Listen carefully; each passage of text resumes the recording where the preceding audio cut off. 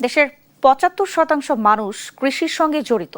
তাদের অর্থনৈতিক অবস্থা যদি ঘুরে দাঁড়ায় তাহলে বাংলাদেশ ব্যাংক অর্থনৈতিকভাবে আরও শক্তিশালী হয়ে দাঁড়াবে বলে মন্তব্য করেছেন কৃষিমন্ত্রী মোহাম্মদ আমিনুর রশিদ।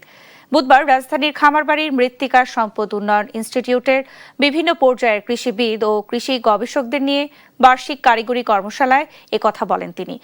কর্মশালায় উঠে আসে কৃষকদের জৈব পদ্ধতিতে চাষে আগ্রহ বাড়ানোর নানা পরিকল্পনা।